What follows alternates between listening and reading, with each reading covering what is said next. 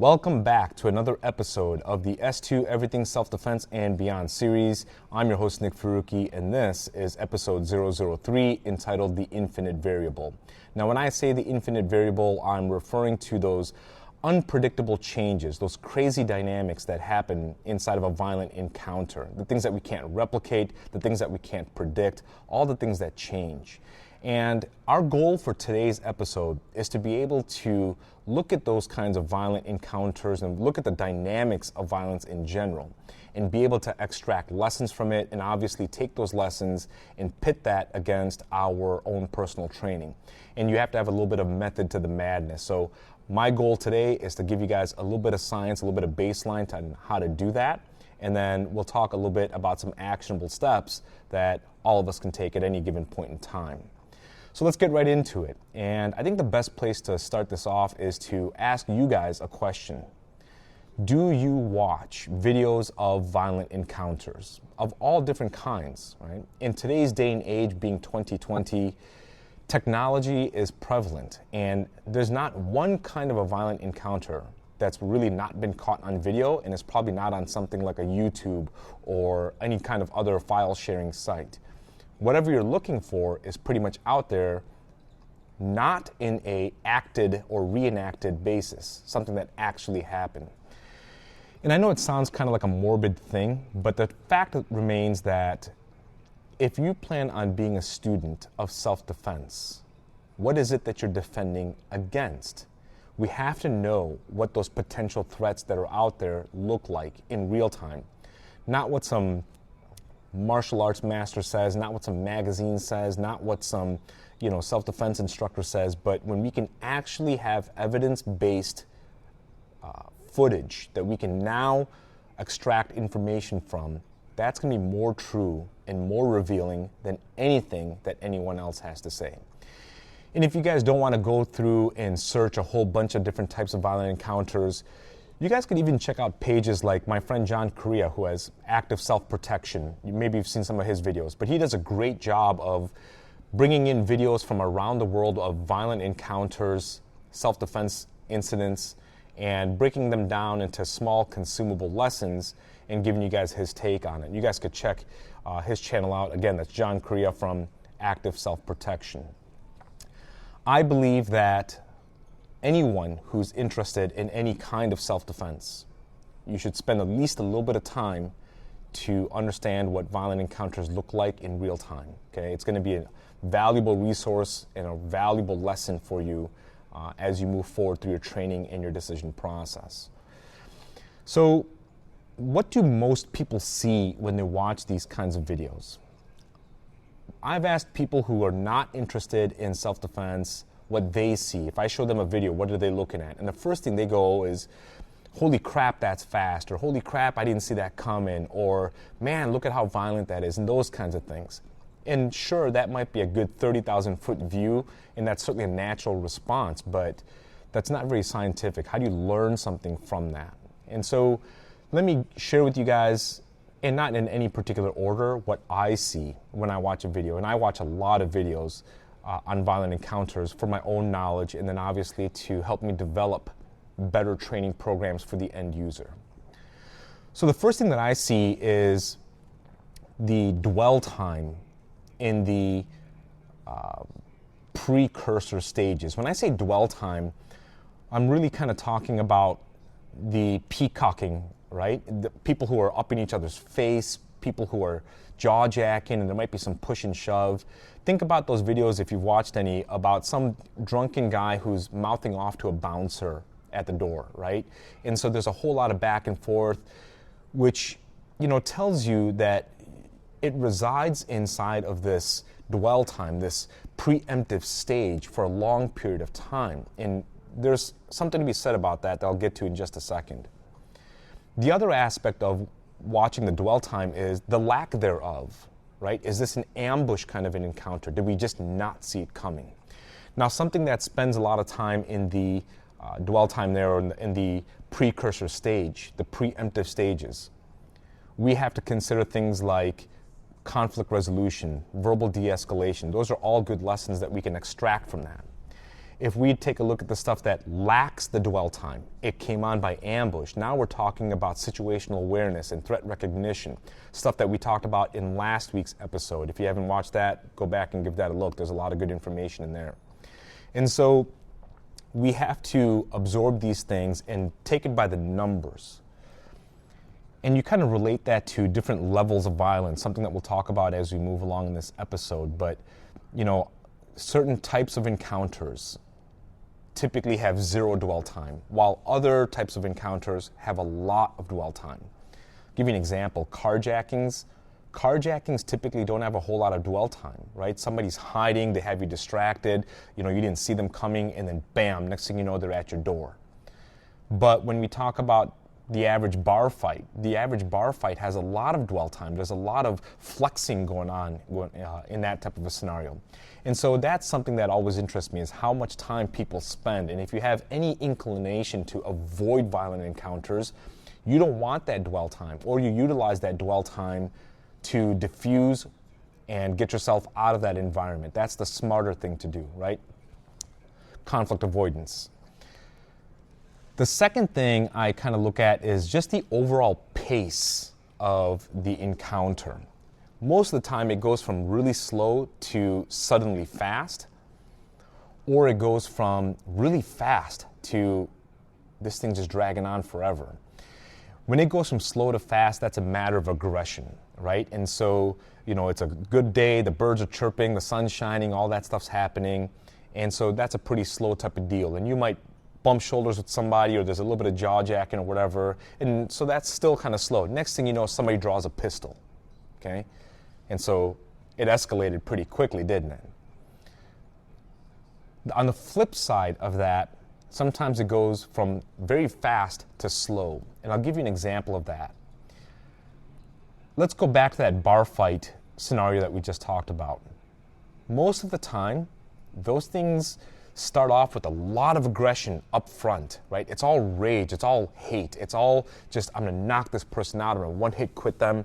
And so it starts off terribly fast. And then suddenly somebody starts to gas out. And then now things start to really pace down, and it's really drug the pace down. A lot of times when it slows down, it's a combination of two different things. One, the non-aggressor has sustained the initial attack, so they had the mental and physical readiness and the fortitude of being able to withstand that and possibly counter it.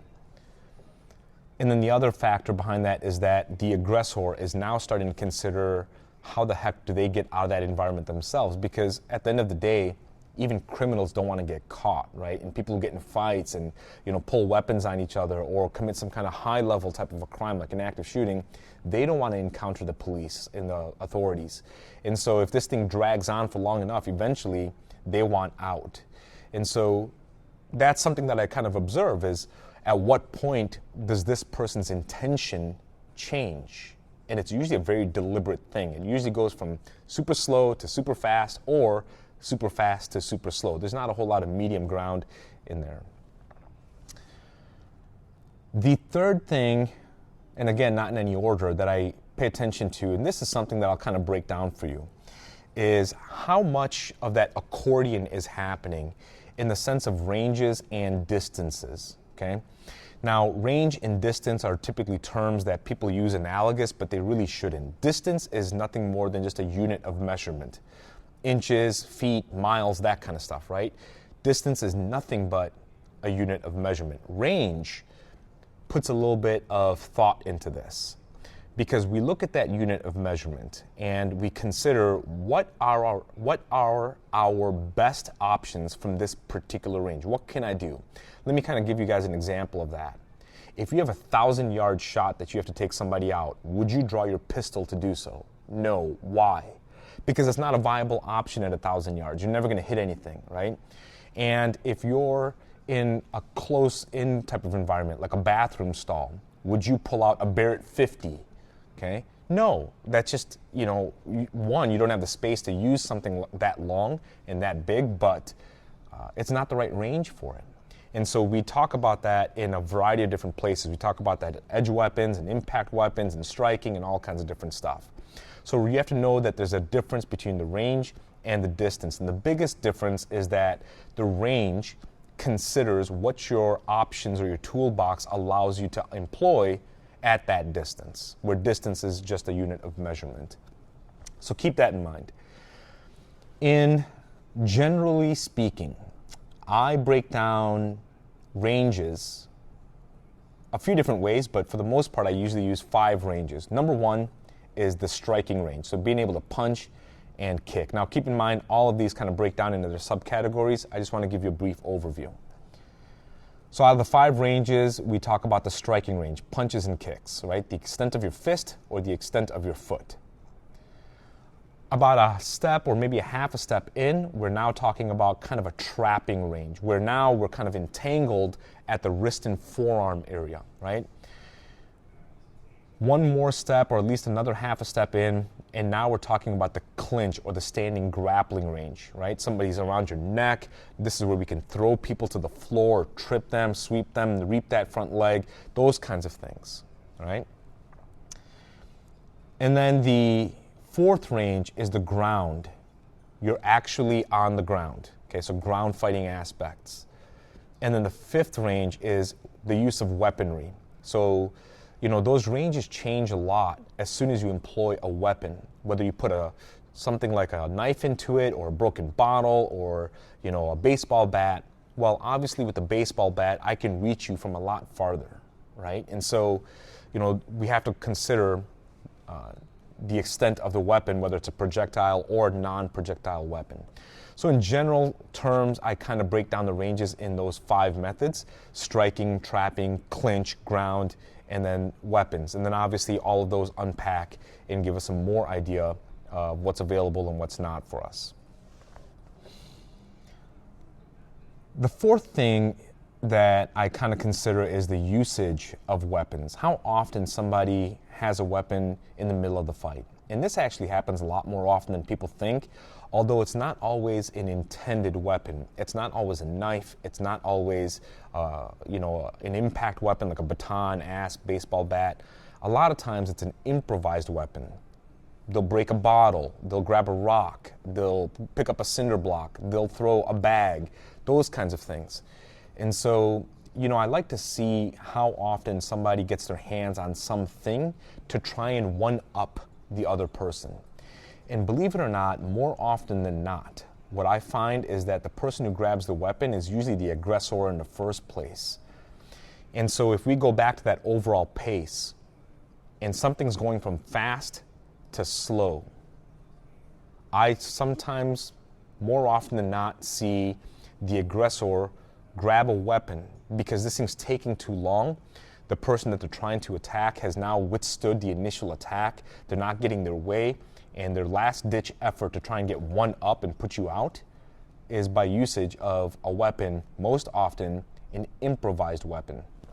An intended weapon often comes in place, believe it or not, more in intimidation and brandishing tactics, meaning somebody shows you a knife and says, "Give me your money." Somebody shows you a gun and says, "Get in the car." And by the way, don't ever get in the car. You want my watch, you want my wallet, you can have it. I'm not willing to risk my life for that or take your life for that. The minute you say get in the car, your odds of survival have pretty much tanked. At this point, we got a fight going on no matter what happens, okay? And so, I tend to see the usage of weapons in a few different ways. Most often, it's the brandishing for the purpose of intimidation, or it's when the aggressor is starting to lose steam and they need to try to get one last leg in. It's important to know, okay? Number 5, this is something that really bothers me a lot. It is helpers or other attackers, meaning a mass attack situation. How often are there multiple attackers at the initial side of the attack and then throughout? And how often are there people who will step in to try and help you? Now, the mass attack thing can be debated, and different cultures have a different aspect to it. Different types of violent encounters have a different aspect to it. So all these things are influencing factors. Most of the time, what you don't see, actually, I don't think I've ever seen this, where, one person attacked another person and then suddenly 5 of his buddies or unknown strangers jumped in to also help attack that one person, right? You don't really see that too often. Normally, if there's somebody who's attacking you as a group, they attack you as a group from the get-go. The part that disappoints me the most often is how little bystanders will jump in to help somebody out. And this is a big problem right now. We see this everything from, teenage fights in the playground or at high school ages and that kind of stuff. We see this, we've seen police officers who are down and screaming for help, and somebody is holding the phone and not jumping in to help somebody out. I mean, we see this all over the place. And I don't necessarily blame them for not getting involved if they have nothing to provide to help out. I still feel that at the very least, they would have helped out in sheer numbers. So if you have a downed officer, let's just say, who's screaming for help and saying, help me out, put the phone down. I think that if you jumped in to help get that person off of the officer, at least you have the officer and you, right? And so you might have sheer numbers going in your favor, and that really goes a long ways. But I'm really surprised with how little bystanders will help a victim out. And this is in all kinds of violent encounters, right? We've watched videos, in the late 90s, so the early stages of me studying this kind of stuff, I watched what I consider to be the first social experiment.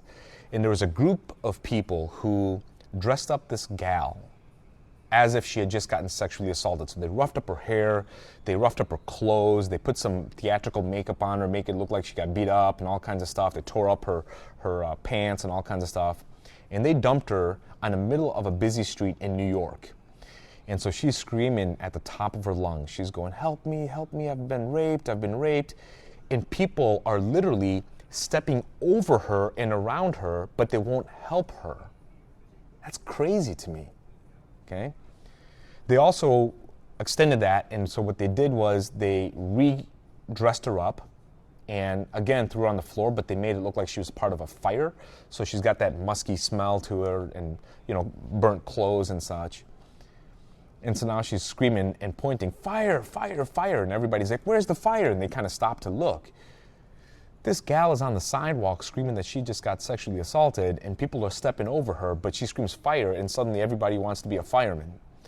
It's the craziest thing I'd ever seen. And I saw that early on in the late 90s. When I say early on in my career, I should say. And I thought that was the strangest thing I had ever seen in my life. And it was extremely heartbreaking because here you have somebody who's been thrown on the floor, and male, female, old, young, doesn't make a difference, or literally people are just scooting around her, okay? Now in the age of technology, at the best, they'll get you some footage for YouTube and, what is that, World Star Hip Hop or whatever it is, that kind of thing, but they're still not helping you, which tells you something. You are your own first line of defense. You're responsible for your own safety. And so think about that as you move forward, especially for the folks who aren't compelled to train in self-defense, okay? So earlier I had mentioned that we need to consider the different levels of violence. And we can really unpack this and go into some nitty-gritty stuff, but for today's conversation, let's just keep it pretty consumable. If you think about the variety of different violent encounters, give those a 1 to 10 grading scale. 1 being something low level, 10 obviously being extremely violent. And for an example, a level 1 might be your neighbor's pissed off at you because you parked your car in front of the sidewalk, and so he's screaming at you. It's not even enough to get your heart rate going, it's more of a nuisance, right? And then 10 is something like an active shooting or mass shooting, right? So think about something like the Aurora, Colorado theater shooting, or Parkland School, or the Pulse nightclub in Orlando, any of these kinds of things where it's just on and people are dying in front of you, right next to you, okay? Well, that's a pretty wide spread of different violent encounters. And so when you have a 1 to 10 scale, we then have to take a look at and see what the probabilities are. And the best way to kind of take a look at that is just say if it's one of two things. It's either a high frequency and low consequence kind of a problem, so it happens a lot, but nobody's really dying, or it's a high consequence, low frequency kind of problem. So it's extremely violent, people are getting hurt, people are dying, but it doesn't really happen on a day-to-day basis, right? That will help you identify the probabilities, obviously. But there's something else that comes with it. When we take a look at the 1 to 10, most people are kind of designed with a little bit of training. We can get them to respond to a level 2, level 3. If they spend a little bit more time, a little bit more diligent behind it, maybe even a level 4 or level 5 kind of a violent encounter, which is great. That's where the odds are. The problem with it is they may not be prepared for the 10, right? I see this all the time. Somebody who's, been pushed to a certain degree, they're programmed a certain way, but they haven't explored how much they don't know. And their mind hasn't gone into those types of horrific kind of incidents, right? It's just not something that exists in their world. And if something like that ever does come about, they fold up like origami. And I think that there's a big problem with that. There's also the opposite side to that, where some people are only training for the level 10. And so, they're hanging out of their car, they're shooting their pistol, they're transitioning to their carbine, they're blowing out glass, they're, bear crawling to the dirt on the range, they're making awesome high-speed, low-drag videos for YouTube, and yet, some of these people would get tired running up a flight of stairs, okay? And so, there's a balance between all of these things. You have to have knowledge and some fundamental skills to be able to deal with all of those types of things. I spend a lot of time with law enforcement officers, and in training them, I also try to barter. I try to learn from them as much as I get a chance to work with them, right? And one of the things that many of my specialized guys have said, meaning the SWAT team guys, the fugitive recovery guys, and just observing how they train, and they've really honored me to be able to see some of the things that they've shown me, is that many of those guys, the SWAT team guys, the fugitive recovery, the rapid deployment guys, they base all of their training, their tactical training, off of a particular scenario. That scenario is this: hostage rescue in an unknown floor plan.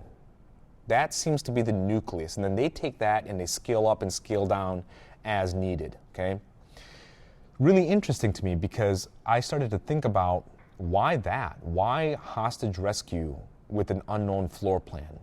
And then it just became obvious. Nothing could be worse than, one, having to go in. You have to preserve the life of your team, obviously. You're trying to protect public safety, but you're trying to navigate through a facility or an environment that you have no idea where this person's at, and you don't even know the layout of the place. So you can open a door and realize that you're in a walk-in closet, right? And so there's all kinds of problems that come with that. Then they also have to consider the lives of the hostages. They obviously want to get them out safely and securely. And so you can't move too fast, can't move too slow. You have to look out for any type of ambush type of attacks that happen. And there's just so many variables in this thing. And I realized something in watching that kind of training. These guys are doing exactly what you and I are talking about right now. They're understanding that level 10 for their lifestyle. And then they're learning how to go down to a 1 and then being able to scale around and have different options. There's something that you and I can learn from that, okay? The people who are best suited to being able to protect a community or society, right, as a team. They're applying the same exact principle that you and I are talking about right now, which is don't only push your skills to a 2 or a 3 or 4. Be able to go outside of that, let your mind wander, and then your body will follow up to the 7, 8, 9, 10, and then be able to scale back down, all right? And so the totality of training requires you to discover and explore and educate in all of those environments and all of those potential variables, okay? I think as citizen defenders, and that's what I consider us, right? Citizen defenders, our own first line of defense. We have to consider so many different variables that we just simply don't do well. And then we have to seek answers to the questions that lay out there. We can't pass the buck on to anybody else, all right? We have to consider this for ourselves, in my opinion. So how do you actually prepare? I mean, what do you do here? Well, in preparation, you need to have, again, a holistic approach to the whole thing. Number one is be competent in unarmed skills first, okay? I think that's a good core fundamental nucleus that the everyday citizen defender can start from, right? Good unarmed skills. How do you punch? How do you kick? How do you grapple, right? And so when you can go through those 5 ranges that we talked about earlier and say, look, I'm competent in this, and then pit those against each other, right? How do I deal with the knife on the ground? Okay, how do I deal with somebody swinging a baseball bat standing up? And so those kinds of things are important. So the first thing, we start in competency in unarmed skills. The second thing is that we add in the usage of non-projectile weapons. Okay, so edge weapons and impact weapons start to come in there first. Okay, the reason why we start there is because that is an up close and personal fight. That's what we considered CQB, unarmed CQB, close quarter battle. And that's a place that we're always entangled. And you see this by the frequency of numbers.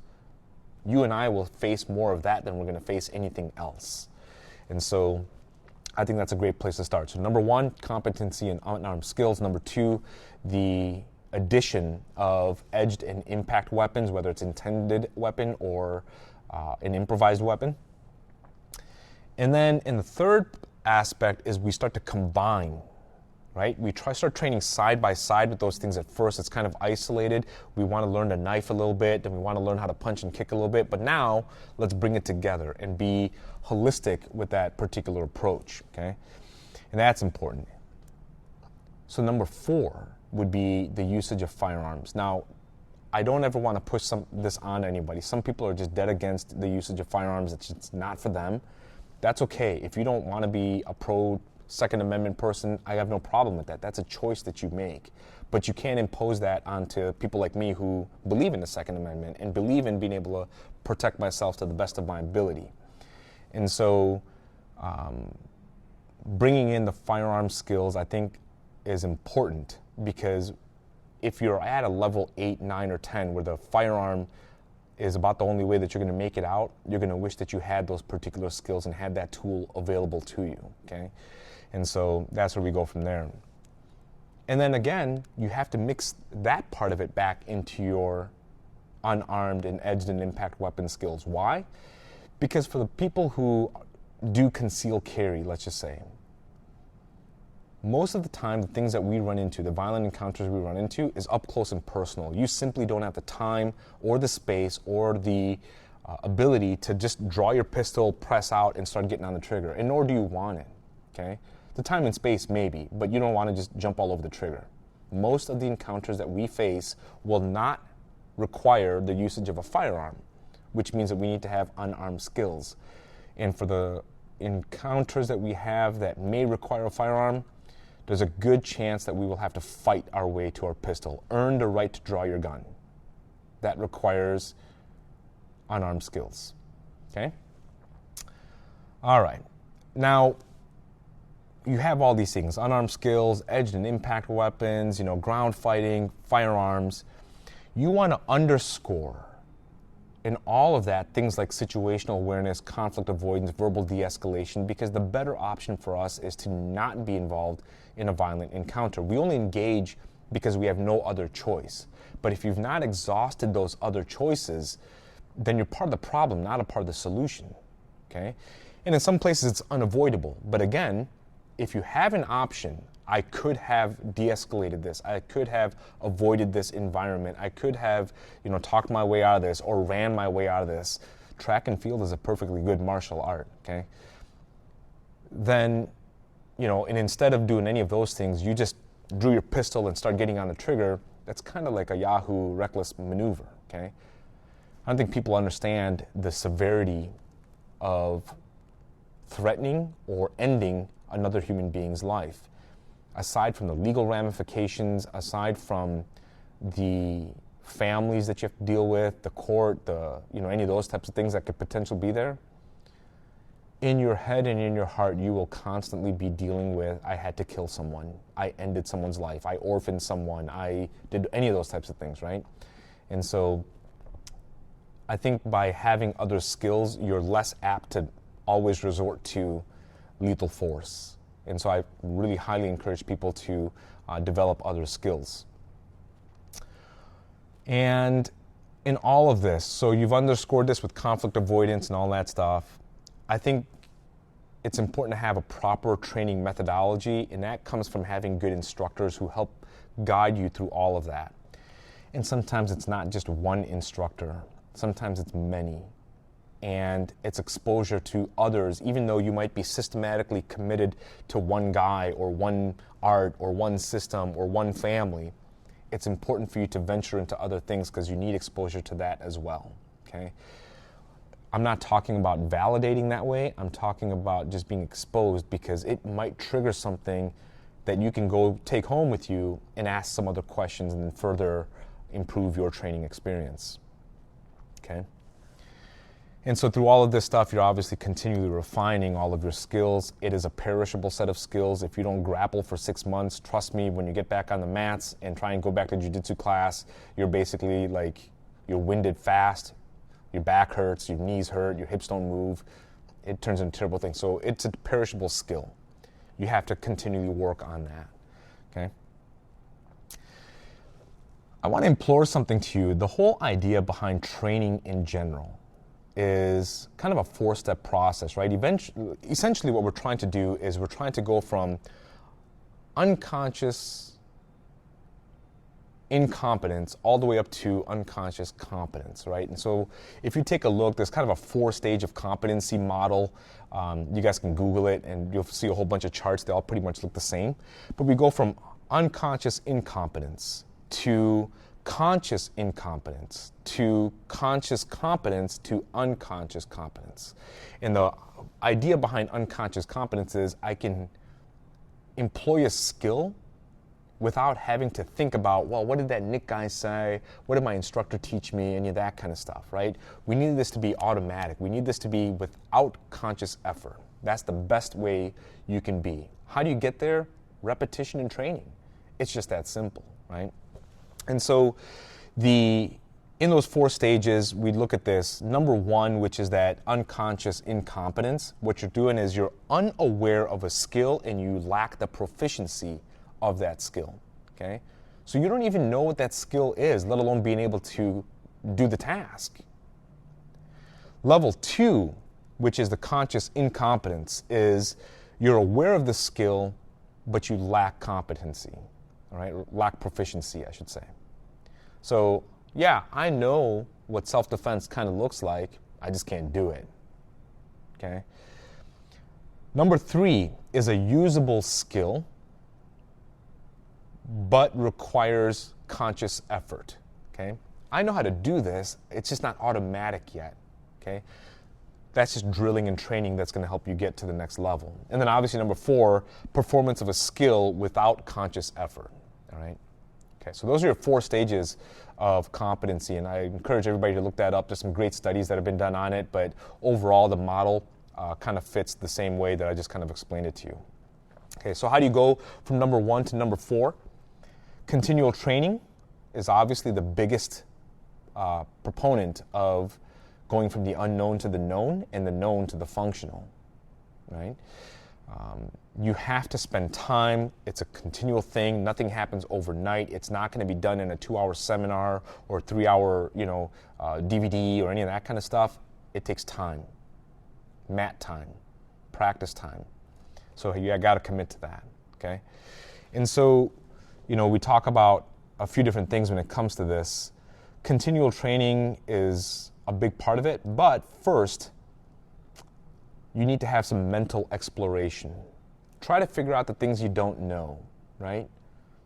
Look at your vulnerabilities. We talked a lot about this in the last episode. So do some mental exploration. I think that's important. And in doing that, you have to do an honest diagnosis. So we talked about this last week too, that whole self-awareness aspect of things. Recognizing the problem, which is recognizing your vulnerabilities. What am I good at? What am I not good at? What am I exposed? What am I not exposed? That kind of thing. seeking a solution to the problem, which becomes an ego thing. Get past the fact that you don't know something, that you can't perform something, and find the proper answer for that particular vulnerability. And repeat that solution with variable applications, okay? Meaning train, drill, change up the environment, see if you can't still apply that same skill in other places, okay? And so that's kind of a step-by-step process of how to go from level 1 to level 4, right? Our goal is to get to unconscious competence, right? Functionalizing a skill without conscious effort. You'd be surprised at going through this process how much you'll discover what you don't know, all right? It's kind of a cat chasing its tail sometimes. You're going to do something and then you'll be like, holy crap, I didn't know that. And then now you're chasing that. And now as you're chasing that, you can be like, holy crap, I didn't know that either. Trust me, that's why we call this a process, because there's no end game. There's no such thing as mastery when it comes to self-defense. Proficiency, yes.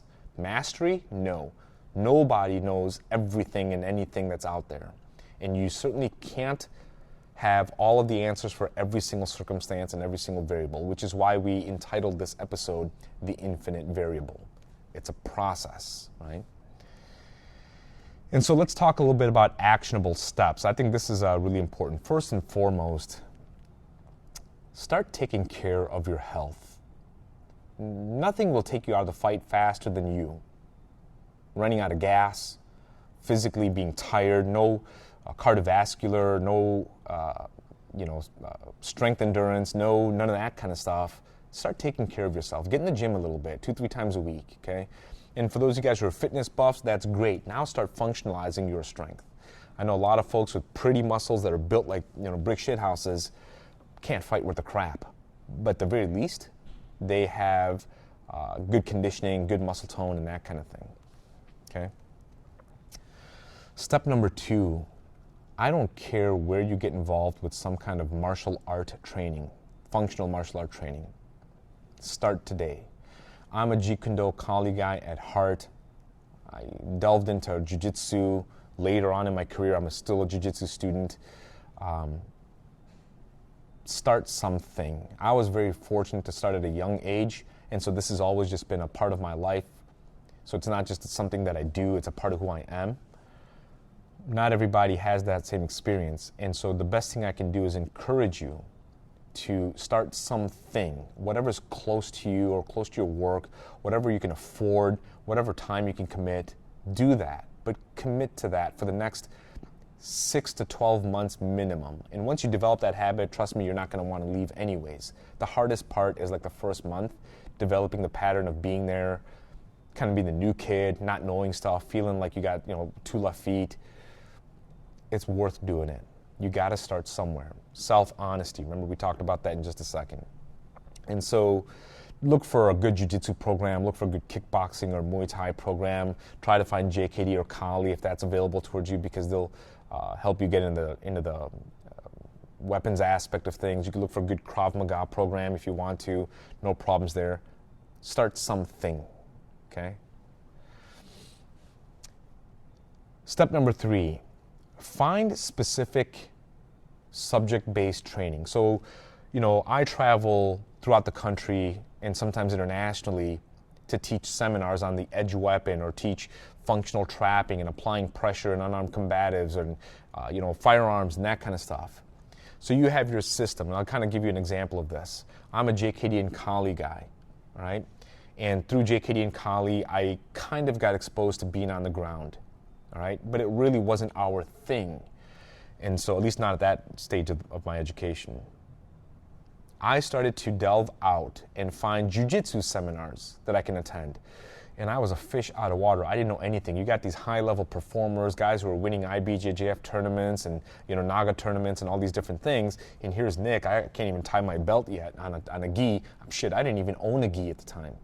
But I went because it taught me something about being on the ground. And maybe I wasn't really trying to figure out how to do a perfect omoplata or, a berimbolo sweep or something like that, but it taught me how to navigate the floor and exposed me to the ground a little bit, and I realized how much I don't know. And so I feel like, you have your base system. It's important to delve out and find some subject-based stuff, bring it home with you, and then put that back into your training regimen, okay? Step number 4 is kind of the fun part. Start your own fight club. I'm just kidding, not a fight club. Find 1 or 2 people that you could train with regularly. Maybe they go to classes with you, they're really enthusiastic about being there, or maybe it's somebody you could teach, out of your buddies that comes over to the house a lot or whatever. Get off of the TV, quit drinking beers and that kind of stuff, and spend a little bit of time and do some training, right? Some backyard training. I can't tell you how many of my friends who aren't involved with martial arts, but they're good bar brawlers, we used to have over down in my basement, put, mouth guards and helmets and groin protection on and just go after it. I learned so much. Mostly I learned that how ununiformed and how unpredictable violent encounters can be. Also learned how to, stitch myself up and how to ice, broken bones and that kind of thing. So be careful. Take that with a grain of salt. And so for those of you guys who already train, how do you expand your training? Well, it comes back down to exactly what I just said. You have to break out of the mold and explore something that you don't know. I have some students of mine that have been long-time jiu-jitsu students who are now learning the blade and now learning the single stick and the double stick. They're just enjoying Kali, okay? But it's something that they've never done. I mean, jiu-jitsu just doesn't have knife work. And so when I introduce them to the knife, they're having fun with it, they're learning a lot from it, and it certainly makes them question a lot of their particular education. How would I deal with this on the ground? How do I control somebody who has a knife or a gun or a stick or a baseball bat or whatever if I had them on the ground, right? And so it's opening up different avenues for them, and I think that they're going to be a better practitioner in general with that particular element to it. So that's it, guys. I mean, this is a good way to start looking at violent encounters and understanding the dynamics of violence and how do we extract lessons from it while we go through these different things. What kind of stuff can you look at? We talked about a lot of stuff today. I think if I was going to conclude with today's episode, I would conclude by saying this. It's never too late to start getting educated and start training. I don't care how old you are, what your physical shape is, whether you're out of shape or in great shape or whatever. I think that every single one of us, old, young, male, female, kid, adult, whatever you want to call it, every single one of us has not only the right to be able to protect ourselves, but the responsibility to protect ourselves. And that requires a little bit of conditioning and training. I think that, I would much rather have it like an insurance policy. I never want to get into a violent encounter, but I'll tell you what, if I ever end up in one, man, I'm sure glad that I spent the time to train and continually educate myself and learn new things, and hopefully that will get me through that particular incident, right? We train 99% of our lives to be able to apply it for basically 2 minutes. Kind of crazy to think about that way, but the stakes are high. I like my life. I enjoy my friends and my family. This is a serious thing for me. And so, I take the responsibility of being my own first line of defense, and I would encourage every single one of you guys to do the same. So I'll end with that. I certainly hope that you guys enjoyed this particular episode. If you have any questions, please leave that in the comments section. I'd love to hear from you guys. I'm not sure if I'm going to continue with the 30-minute segments or the 60 minutes, so let me know what you guys think about that. And if you guys found this to be useful, please like, share, and subscribe, comment below. That really helps out a lot. Production for these things is a pain, and so to help me get through with the, building the channel and keep bringing you guys content, your interaction with this channel and with these videos really means quite a bit. All right, guys, be safe, be well, and I'll see you guys next week.